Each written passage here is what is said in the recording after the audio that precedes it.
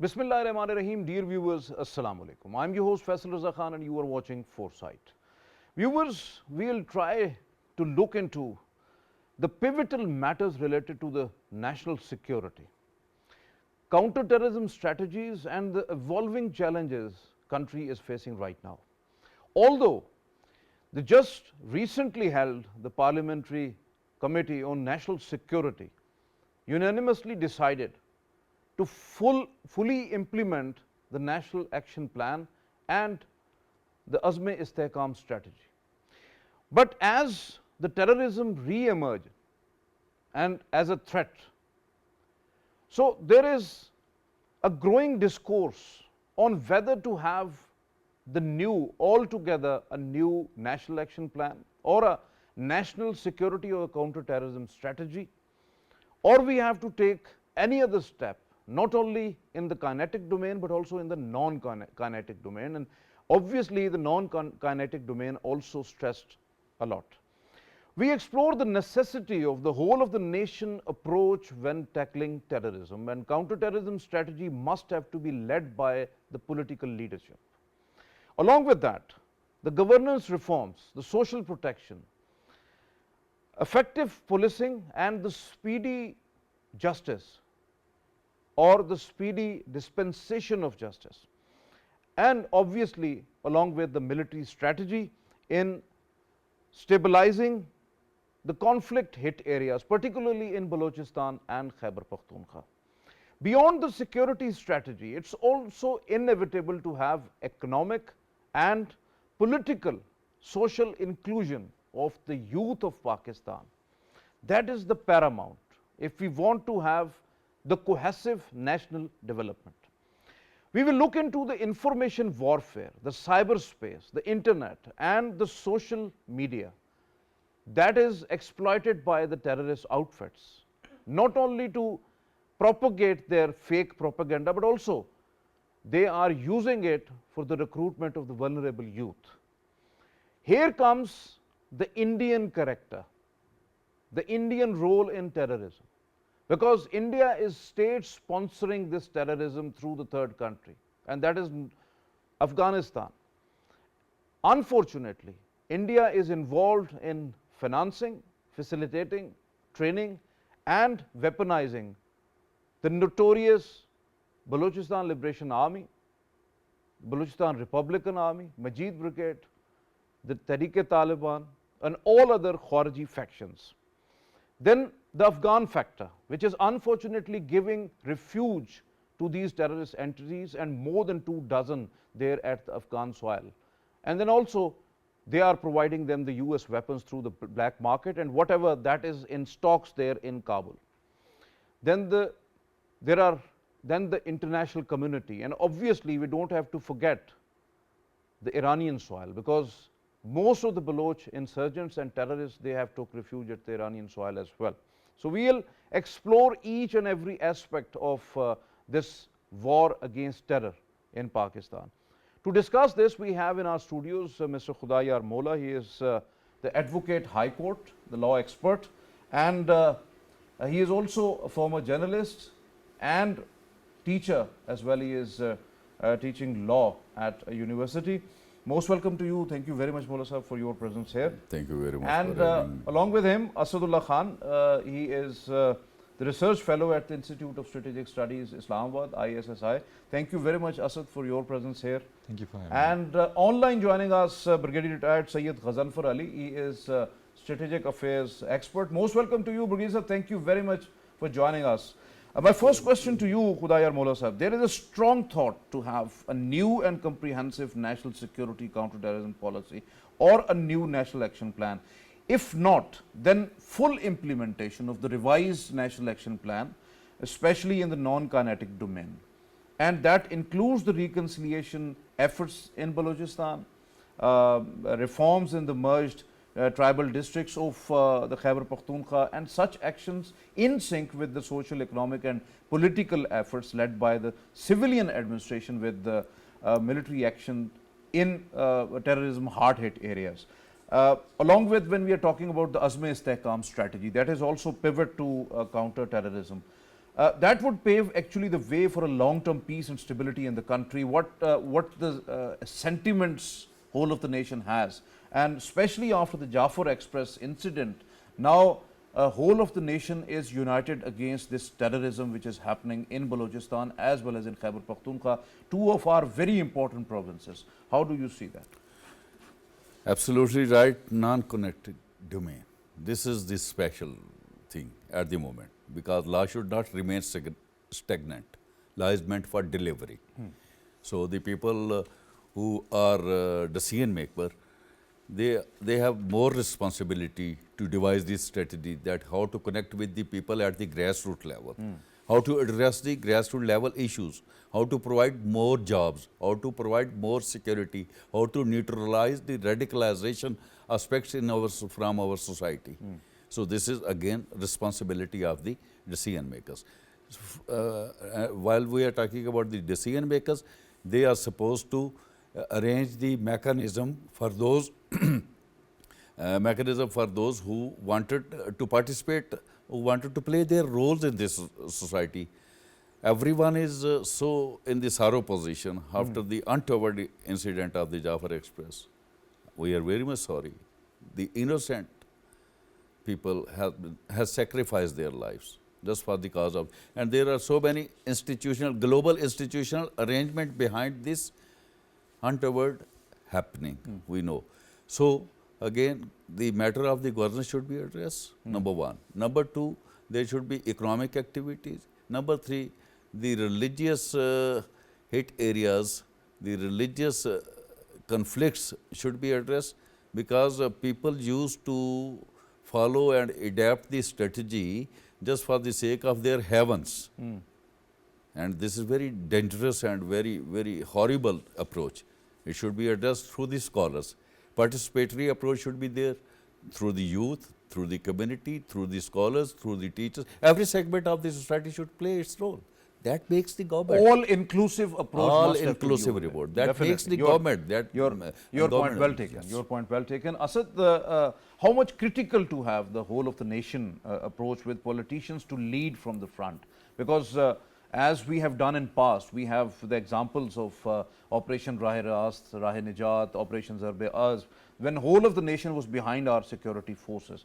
So that is inevitable to effectively fight the war against terrorism and root out this menace. So what's the vitality of the Parliamentary National Security Committee session just held yesterday?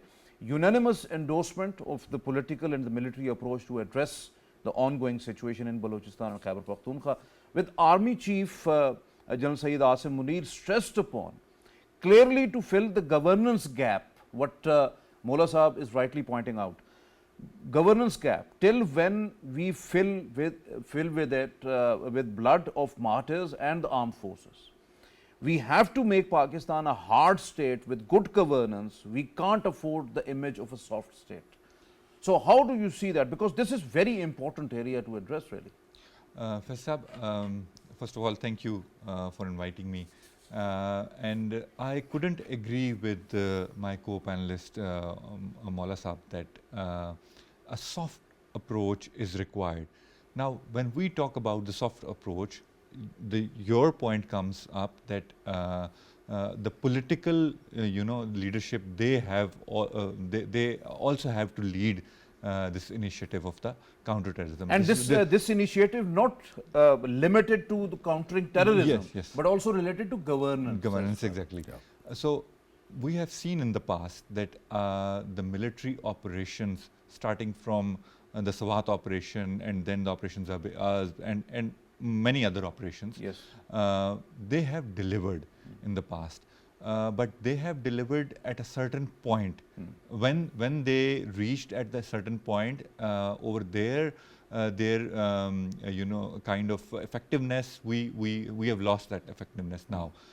So now it's the time that we should realize that only military solution or the only suppressing this terrorism issue will not work anymore. We'll have to deal it by building the soft power. We'll have to deal with it by filling the gaps in our governance issues. We'll have to deal with it by increasing the national cohesion in the society. We'll have to build a kind of a social resilience in the society, so that once the hard part of the thing is implemented, the society may not fall back into that phenomenon again. What our Army Chief General Asim Munir is saying, that we have to build a strong state, a hard state, Definitely. not the soft state. So, but we need to realize this, that to attain this dream of a hard state, the pavement or the way to that is through the soft path. The aim to achieve this hard state is through the soft power. So first we have to build our soft power in the society. That is through various means. That is through that you have mentioned in the start of the program, to the all-inclusive approach, or to the whole of a society approach. These are the terms, or these are the notions that we need to adopt now. Definitely, you are absolutely right. Khudajar Maulvi sahab, what role does the information warfare, because you were a journalist as well, information warfare actually play in effectively eradicating the terrorism, especially by strengthening the social media, digital and the cyber platforms? Then especially when the terrorist entities extensively using cyberspaces, the social and the traditional media even, to spread their false and the fake narratives, and even exploiting poverty, social protection gaps, the religious fault lines and the deprivation to recruit and use youth for their nefarious designs through terrorism and all that. So how do you see overall role of the information warfare, how much effective that is, and what we have to do right now urgently? I really appreciate this question, because this is the need of the hour. We cannot escape from the phenomena, fact that they are very much active in the warfare, dissemination, information. Here, we need to strengthen the narrative as a good defender, as a gladiator, must I say, as a gladiator of the social media. They are taking the leverage to disseminate the information. Unluckily, we are surviving in sometime in the passing through the times which are the bad results of the bad decision-making process. I'm not blaming anybody, but at the moment we need to strengthen our ownership, sense of ownership. And when we are strengthening the sense of ownership, social media is much lethal than the bullet. We know It is. it is, and then we should develop the second part response of the second part of your question is we need to strengthen the narrative, and we need the participatory approach to address this ongoing propaganda, because they are relying upon the propaganda. We have the machine, we have the brain, just to coordinate. Well taken. Your point well taken. Brigadier Retired Ghazanfar sahab, no doubt that in past decades, state has done a lot for Balochistan when it comes to a largest province in the country, no doubt about that. But do you not think that a missing link was to have the hard work for the youth across the country, particularly, especially the Balochistan youth, their health, their education, jobs, their political inclusion at the grassroots level, and for that, along with security forces, politicians, business community, overseas Pakistanis, and even the local population across the country, they have to contribute a lot on that aspect. So how do you see these aspects of social protection and the political inclusion and overall development of our youth? Thank you, thank you very much, Faisal. Actually, you have talked of and spoken about the soft power and the hard power approach. Whatever you're saying in your introduction, what you're saying in your question, is basically relates to the soft power approach. That how do you involve your citizens from all sections of society, for all forms of the society, into the national development, which ensures the parameters of national security.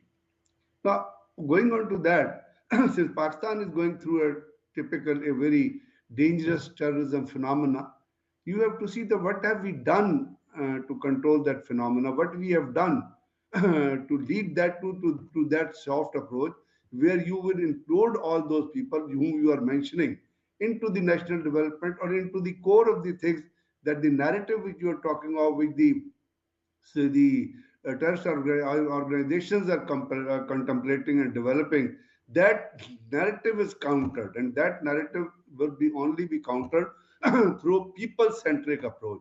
We had those documents. We devised. There was a national security policy which was given by the Imran Khan government from 2022 to 2026.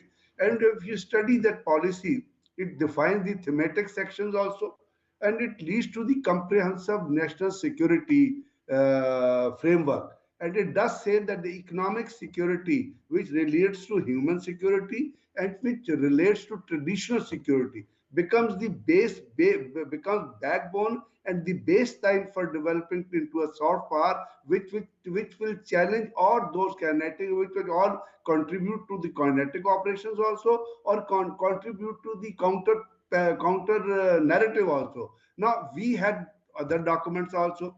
You see, we defined a national action plan when an attack into the APS on innocent students took place, and there was a lot of, I mean, talk about that. There is a national action plan. Then through that national action plan, you said that we will raise an organization which is by the name of the NECTA, which will develop the policies relating to the national security strategy review, or the counter terrorism plan. Now, these two documents, which related to development of a soft power, which would include Balochistan also, which would include Sindh also, which would include KP also, which would include the jury also, which would include the students also, which would include teachers also, and which will include the religious people, the ulmas and the mashaykhs also. They will develop a plan, they will develop a narrative based on the basic objectives of our life, which is Islam. So through Quran, they develop a narrative that killing one person means to killing of the whole of the ummah. So did we act upon that? If we did not act upon that, then how can we say today that we will develop into a Safa? That is what the governance issue is. And remember, when Definitely, Brigadier Sahib, absolutely right, and that's why Army Chief has stressed upon that there must have to be a good governance in the country. Otherwise, there would be instability, and that's important when we are talking about overall governance issues and the implementation of the National Action Plan along with the Azm-e-Istehkam strategy. So, what about Brigadier Sahib? What about terrorists exploiting the animosity against some particular ethnicities? Which is the most dangerous trend they are following right now, creating fault lines into the national social fabric. And they used the same tactics during the Jafar Express terrorist attack, when terrorists made videos of the innocent hostages released at the social media to show how sympathetic and human friendly they are, but then they killed the same hostages afterwards. So how do you see the cruelty of the BLA terrorists in Balochistan right now, and using national social fabric, the cultural fabric, to create some sort of fault lines between the ethnicities? Sir, I would just say one line that government has to ponder over this thing before I take your question. That there is a saying that there is always a unity in diversity, and that unity in diversity leads to national cohesion. So the people who are responsible for taking decision, and people who are responsible for filling up this governance issue, which is letting Pakistan down to the core level, and people have lost their confidence onto the leadership of today in different segments of the society. If they cannot create unity in diversity, then none of your action will lead to the development of soft power. Now coming on to your question, Faisal, those people who have undertaken the Jafar Express, those people who attacked APS, those terrorists who attacked police lines at Peshawar, those terrorists who attacked on Quetta railway station, those terrorists who attacked on Panjgur on the FC camp, 80% of them are those people whom you think of the missing person, the case which you daily portray in your national press and the leading press, and the stance which is being taken by the BYC and other organization who's generating those feelings, which is causing hatred amongst not even in the within the province but across the country. Now these terrorists who are taking the Jafar Express or other express, they are being funded, they are being patronized, they are being propagated, they are being trained in India and in Afghanistan. And those people have generated all this element which goes against the tribes, which goes against the ethnicities, which goes against the culture of Pakistan. The Balochi culture is very strong. Baloch, who are the ethnic Baloch living in Balochistan, most of them are traditional people, and they follow the rites of the Islam and the religions of the traditions of their own society. These people have been trained in foreign countries, and you see the Jafar Express incident typically indicates that there has been a continuous planning and rehearsal which has been aided and contributed by the local populace which belongs to those organizations which are creating trouble at the social and at the political level. So what Brigadier Sahib, you are absolutely right. You are absolutely right when we are talking about the Jafar Express or any other terrorist attack happen in Balochistan, Khyber Pakhtunkhwa or elsewhere across the country. No doubt about that, along with Afghanistan and India, unfortunately, Iranian soil is also used to launch such attacks, because we have the evidence of the 18th January 2024 when Pakistan retaliated Iranian missile attack in Balochistan. And in that missile attacks by Pakistan, response by Pakistan, lots of that Margbar Sarmachar operation, in which lots of BLA terrorists were neutralized over there, and the so-called Baloch Solidarity Committee or Baloch Yagjati Committee, Dr. Marang Baloch in Islamabad during the press conference admitted that those who killed in Iran, their relatives are sitting here. It means that the missing persons are actually the terrorists who are operating in different areas right now. Advocate Khudayar Mola Sahab, how can the Criminal Procedure Code and the Anti-Terrorism Act be strengthened through legislative amendments and the procedural reforms and institutional improvement to ensure the swift and effective prosecution of the terrorism-related cases with mainstreaming the due process of law and the justice? There is always room for the development. Law should not remain the stagnant. This is my point of view. And secondly, what we need, law is existing over there. What we need, we have to play as a legislator, we have to play a role for the amendment in the procedures. Because procedure mobilize and accelerate the system, which allow the court as well as the defender as well as the prosecutor. We have to strengthen the prosecutor side, because we need proficient prosecutors who are specialized in the AI as well as artificial intelligence. We must appoint the judges. We must raise the numbers of the court as well as for the interim basis. We are not meant for just like a chief of the army staff. We are not meant for to sacrifice the lives. Here we need the solution, Faisal Saab. And yes, solution is on the prosecution side. We must have the educated, although they are educated, the proficient prosecutor, the board judges, and the amendment in the procedural law, the appeal, decision of the appeal, how many days are there, in the real sense, in the tangible way.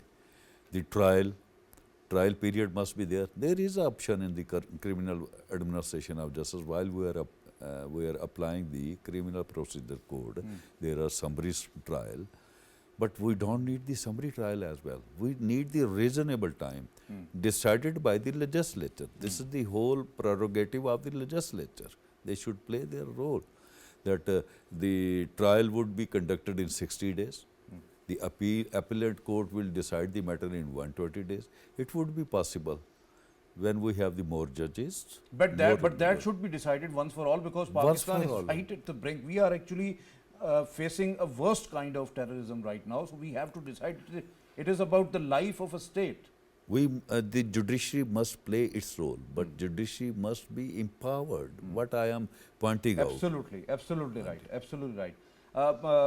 Asad, today's issue of terrorism need to look into the social, the cyber, the political, economic, the legal, and the foreign dimensions. Because terrorist entities utilizing these areas to forward their anti-Pakistan agenda, as terrorists in Balochistan are exploiting social, political, and ethnic differences. Unfortunately, in Khyber Pakhtunkhwa, largely these terrorist entities are actually exploiting the religious fault lines to pursue their master's agenda. So, how to tackle these phenomena? Very interesting question, Professor Saab.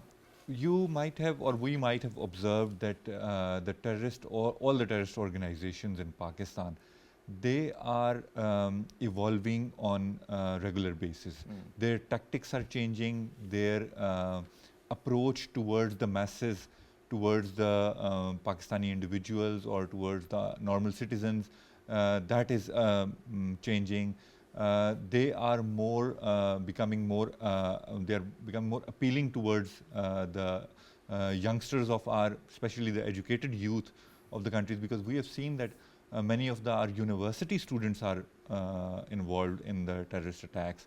The case of especially the Shazia Mari, that female suicide bomber. So now the females are also, getting involved in such activities. So how they are evolving these tactics, how they are approaching towards to these individuals in the society, that is through social media. These are young but highly educated individuals. Yes, exactly. So that is because of the social media. Now here comes the negative use of social media and the tools that it's that not are negative, it's disastrous, really. Yeah, exactly. So how we can kind of control them, or how to put a barrier on that? I think state of Pakistan is vigilant. They have put this firewall or this arrangement of firewall in the society, banning of certain instruments and banning of the certain kind of propaganda element of the terrorism, because that is very important. You might have heard about the Zaryab wing of the BLA that is specially designed to kind of gain momentum of the online propaganda by the BLA, or to convey the message of the BLA to the young masses. And then the magazines or the kind of propaganda that TTP is using. They regularly issue their press releases on the social media. They regularly comment on the terrorism incidents on the social media. Different publications yes, and all that. Yes, exactly. So that needs to be handled, and a proper strategy, should be devised for that. I think that is where I was referring to build a kind of a resilience in the society, so that the society may not buy that element. And one more thing, within this, how the international miscreants, like you have mentioned, how India is interfering in this. These international miscreants also tap these fault lines in our society. They also come then become active on the social media, and kind of they kind of launch campaign of recruitment for these terrorist organizations. Absolutely right. That is also right. going You are on. talking about fault lines. Let's have a more on the justice gap. Mola Sahib, how to have the rule of law, the speedy dispensation of justice, fast-track courts, the witness protection, modern investigative techniques, the strict timelines, as you were mentioning about the procedure, overall legal procedures and all that. Public engagement in enhancing the effectiveness of the counter-terrorism laws inevitable across the country, especially in Balochistan, while effective policing to address the key areas of prosecution and all others. How do you see the importance of these aspects? There is no first argument against them. Importance is very much vital.